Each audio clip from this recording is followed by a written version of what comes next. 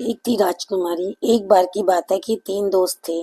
एक राजकुमार था, एक ब्राह्मण और एक बढ़ई। तीनों के पास अपनी अपनी खास चतुराई थी। राजकुमार मुश्किल से मुश्किल और पेचीदा से पेचीदा मामलों को बहुत जल्दी सुलझा देता था। ब्राह्मण मरे हुए आदमी को जिंदा कर सकता था और बढ़ई चंदन की लकड़ी का एक ऐसा घर बना सकता था जो उसके मालिक के कहने पर कहीं भी जा सकता था। एक दिन ब्राह्मण और उसके माता पिता में कुछ कहासुनी हो गई। वो उसके तो माता पिता ने उसे घर से निकाल दिया। इस परेशानी के समय में वह अपने दोस्तों के पास पहुंचा और जाकर उन्हें सब हाल बताया। उसने कहा वे उसके साथ किसी दूर देश चले। राजकुमार और बड़े दोनों राजी हो गए और तीनों वे दोस्त देश छोड़कर वहां से कहीं और चल दिए। वे लोग बहुत दूर नहीं गए थे कि राजकुमार किसी वजह से रुक गया, पर बढ़ई और ब्राह्मण आगे चलते रहे। कुछ देर बाद राजकुमार जल्दी जल्दी आगे चला ताकि वह अपने दोस्तों को पकड़ सके, पर बदनसीबी से वह दूसरे रास्ते पर चला गया और उसको न पाकर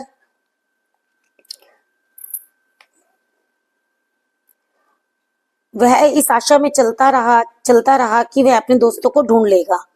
पर जब वो काफी दूर जाने पर भी उसको नहीं मिले तो उसको लगा कि वे इतनी तेज क्यों जा रहे थे कि वह उनको पकड़ ही नहीं पा रहा।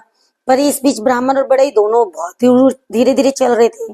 वो सोच रहे थे कि राजकुमार अब तक क्यों नहीं पकड़ पाया उन लोगों को, वो तो बहुत धीरे चल रहे हैं।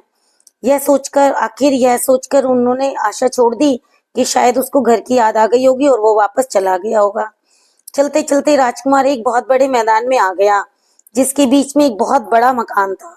उसने सोचा कि यहाँ कौन रहता है, शायद कोई ताकतवर आदमी ही रहता होगा, मैं जाकर मालूम करता हूँ।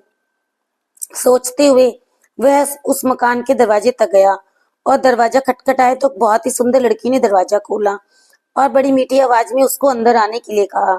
जब वह अंदर आ गया तो वह रो पड़ी। राजकुमार ने उससे रोने का कारण पूछा तो उसने बताया कि वह एक राजकुमारी है और एक राक्षस ने उसके महल से उसे अगवा कर लिया है। उसके पिता एक शक्तिशाली राजा हैं। ये राक्षस मुझे मेरे राज्य से बहुत दूर ले आया है, जहाँ पर मेरे पिता के सैनिक भी नहीं पहुंच पाए। फिर राजकुमारी ने उससे पूछा कि तुम यहाँ पर क्यों आए हो। तो राजकुमार ने अपनी सारी कहानी बता दी कि भटकते भटकते यहाँ तक पहुंचा हूँ। तब राजकुमारी बोली, अनजाने में ही तुम अपनी मौत के मुंह में आ फंसे हो। तुमने यहाँ आने से पहले यहाँ के बारे में जानने की कोशिश क्यों नहीं की? क्या तुमको पता नहीं कि यहाँ एक राक्षस रहता है जिसने कई मीलों तक दूर तक के सारे आदमियों को खा लिया है? अफसोस, अब तुम्हें मैं क्या बताऊं, मुझे डर है कि वह तुम्हें भी खा जाएगा। राजकुमार बोला, नहीं नहीं, तुम इतनी नाउम्मीद मत हो, धीरज रखो, मुझे उसके बारे में कुछ बताओ तो शायद मेरी जान बच जाए। वह लड़की सिसकते हुए बोली, पर मुझे पता नहीं कि मैं तुम्हारी सुरक्षा के लिए क्या करूं। फिर वह उसको मकान के पीछे वाले कमरे की तरफ ले गई और उसमें रखे एक बड़े बक्से में उसको बंद कर दिया और उससे बोली, जब तक यहाँ पे चुपचाप रहो और जब तक कि मैं दोबारा नहीं आती हूँ।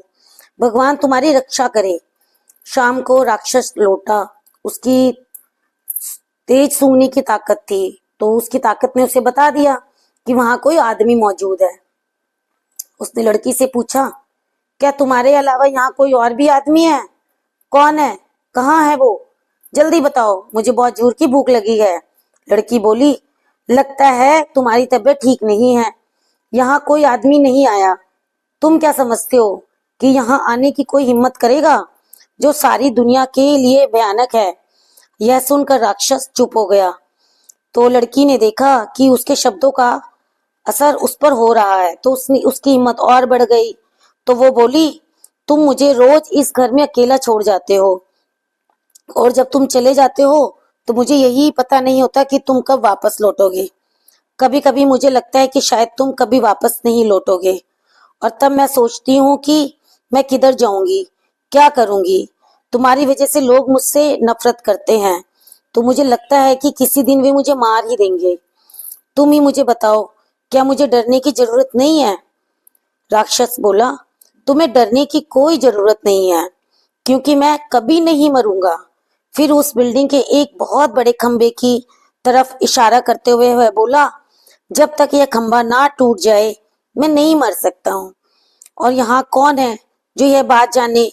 अगली सुबह जैसे ही राक्षस बाहर गया, वह लड़की गई और उसने राजकुमार को आजाद कर दिया और उसको रात वाली सारी बातें बता दी।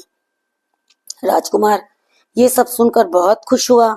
वह बोला, बस यही समय है, मैं इसी समय इस खंबे को तोड़ देता हूँ और राक्षस को मार देता हूँ।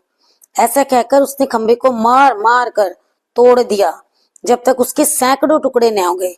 ऐसा लग रहा था कि राजकुमार की हर चोट सीधी राक्षस पर पड़ रही थी, क्योंकि जैसे ही वह खंबे को मारता था, राक्षस बहुत जोर से चिल्लाता था और वो खंबा टूटकर गिर गया, तो राक्षस भी मर गया।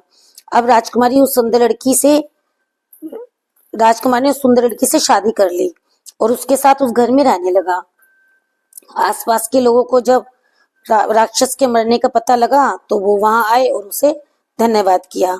इसके बाद उस देश में शांति और खुशहाली छा गई। आसपास की जमीन में फिर से खेती होने लगी, गांव बसने लगे, वातावरण में लोगों की हंसी और संगीत गूंजने लगा। पर सच्ची खुशी हमेशा के लिए नहीं रहती।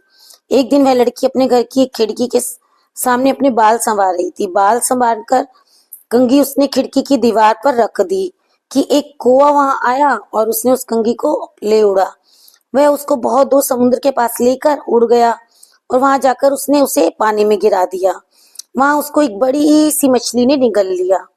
इस मछली को इत्तेफाक से एक मछुआरे ने पकड़ लिया। उसने देखा कि मछली तो बहुत बढ़िया है, यह तो राजा के ही देनी चाहिए, और वह उसको राजा को दे आया। जब रसोइया मछली साफ कर रहा था तो उसको उसके पेट में एक कंघी मिली। उसको यह बड़ा अजीब सा लगा, तो वह उसको राजा के पास ले गया। राजा ने जब कंघी देखी तो उससे उसके मालिक से मिलने की इच्छा प्रकट की। उसने चारों तरफ अपने आदमी भेजे। वह उस कंघी वाले का पता लगा कर लाए और उसको जो उसका पता लगाएगा उसको बहुत बड़ा इनाम देने का वादा किया राजा ने। कुछ समय बाद वहां पे एक स्त्री आई और उसने कहा कि वह उस कंघी को पहचानती है, और उसने यह वादा भी किया कि वह उस कंघी की मालकिन से राजा को मिलवा देगी। वह राजकुमार की पत्नी से मिली और बहुत जल्दी ही उनके परिवार से घुल मिल गई। उसने देखा कि जब तक राजकुमार जिंदा है तब तक वह अपने उद्देश्य में सफल नहीं हो सकती, तो उसने धोखे से राजकुमार को जहर दे दिया। राजकुमार की पत्नी तो राजकुमार की मौत से बहुत दुखी हुई और बहुत रोई।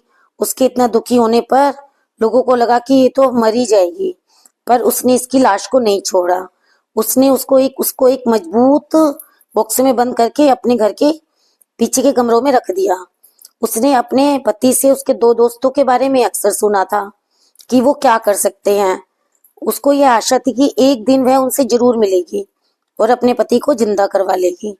जैसे ही उस स्त्री को मौका लगा, उसने उस लड़की को उसका घर छोड़ने के लिए अपने साथ रहने के लिए कहा। उसने कहा कि वह वहां पे काफी दुखी है, कुछ दिन वह अगर वहां से कहीं दूर रह लेगी तो उसको थोड़ी सी शांति मिल जाएगी। लड़की इसके लिए राजी हो गई और उसके साथ चली गई। अपने घर पे आते ही उस स्त्री ने राजा को खबर कर दी कि वो अपने उद्देश्य में सफल हो गई है। अब वहां का राजा आया और उस लड़की को अपने साथ जबरदस्ती अपने महल में ले गया। उससे प्रार्थना की कि वह उसके साथ रानी बन के रहे। तो लड़की बोली कि वह उससे शादी तो कर लेगी, पर उसको 6 महीने का समय दे ताकि वो अपने दुख से बाहर आ सके। राजा यह सुनकर बहुत खुश हुआ और उस दिन का इंतजार करने लगा जब वह दिन आएगा जब वह उस लड़की से शादी कर पाएगा। उसके लिए उसने एक छोटा सा महल सड़क के किनारे ही बनवा दिया था। वह उसमें अकेली ही रहती थी। इस बीच वह लड़की भगवान से यह प्रार्थना करती रहती थी कि उसके पति के दोनों दोस्त कहीं से उसे मिल जाएं, तो वह इस राजा से शादी करने से बच जाएगी। वह हर जगह पूछताछ करती रही। वह हमेशा अपनी खिड़की पर ही बैठी रहती थी, इस आशा में कि वे बाहर की तरफ देखती रहती थी कि शायद वो दोनों कभी वहां से गुजरे। एक दिन उसने 2 आदमियों को अपने घर की तरफ आते हुए देखा, तो उसने उनसे पूछा, आप लोग कौन हैं, कहाँ से आए हैं? वो बोले, हम लोग तो यात्री हैं और काफी यात्रा करने के बाद यहाँ तक पहुंचे हैं। हमारे साथ हमारा एक दोस्त राजकुमार भी था, पर अब वो हमसे खो गया है, अब हम उसी को ढूंढते हैं। लड़की बोली, आप अंदर आइए और थोड़ा सा आराम कीजिए, फिर मुझे अपने खोए हुए दोस्त के बारे में कुछ बताइए। शायद मैं आपके खोए हुए दोस्त को ढूंढने में आपकी कुछ सहायता कर सकूं। तो वो दोनों सहमत हो गए और महल के अंदर आ गए और लड़की के पास बैठकर उन्होंने अपनी सारी कहानी बताई अपने दोस्त के बारे में। तो लड़की बोली, भगवान का लाख लाख धन्यवाद है कि आप लोग यहाँ हैं, पर मुझे अफसोस है कि राजकुमार तो मर चुका है। ब्राह्मण बोला, उसकी आप चिंता ना करें, मैं उसको जिंदा कर दूंगा। भगवान का लाख लाख शुक्र है कि हम ठीक जगह पर पहुंच गए हैं। भगवान आपकी हर इच्छा पूरी करे। आप हमें राजकुमार का शरीर दिखा दीजिए। लड़की बोली, पर जरा ठहरिए, हमको बड़ी सावधानी से काम लेना है। इस देश के राजा को मुझसे बहुत प्यार हो गया है। मेरी प्रार्थना पर वो शादी के लिए 6 महीने तक मेरा इंतजार करेगा। 6 महीने पूरे होने वाले हैं और 6 महीने पूरे होते ही वो मुझको यहाँ से ले जाएगा। हम लोगों को बहुत ही सावधानी से काम करना है, क्योंकि राजा ने मेरे चारों तरफ बहुत सारा पहरा लगा रखा है। जो कुछ भी यहाँ होता है, पहरेदार जाकर राजा को सब बताते हैं। मुझे यकीन है कि आपका यहाँ होना भी राजा को पता चल गया होगा। अब देखना यह है कि हम यहाँ से निकले कैसे। बढ़ई बोला, आप डरिए नहीं। अगर आप मुझे जरा सा चंदन की लकड़ी का टुकड़ा ला दें तो मैं उससे एक ऐसा महल बना दूंगा जो उसके मालिक की इच्छा पर इधर से उधर आ जा सकेगा। लड़की बोली, ठीक है, मैं देखती हूँ। इसी समय उस लड़की ने एक दूत राजा के महल की तरफ एक संदेश लेकर भेजा। मैंने आपसे शादी करने का फैसला किया है। हमारी शादी का दिन पास आ रहा है। आप मुझे थोड़ी चंदन की लकड़ी भिजवा दें। राजा ने तुरंत ही बिना सोचे समझे उसकी बात मानकर उसको चंदन की लकड़ी भिजवा दी और बढ़ई ने उससे मकान बनाना शुरू कर दिया। जब मकान बनकर तैयार हो गया तो बढ़ई ने उस मकान को राजकुमार के पास जाने के लिए कहा। बढ़ई के कहते ही चंदन का मकान उड़ चला और वह इतनी बेआवाज उड़ा कि किसी को पता ही नहीं चला कि क्या हो रहा है। वे सब तो बस उसकी बनावट की तारीफ करने में लगे रहे। अचानक उन्होंने अपने आप को मरे हुए राजकुमार के पास पाया। लड़की ब्राह्मण को राजकुमार की लाश के पास ले गई।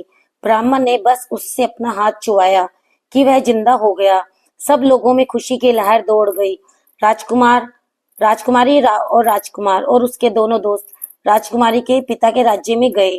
राजकुमारी के पिता राजकुमारी को देखकर बहुत खुश हुए और उसमें उन्होंने उनको अपनी सारी बात बताई और उनको इस बात की खुशी हुई कि उनकी बेटी उनको मिल गई है और उसे एक अच्छा पति मिला है।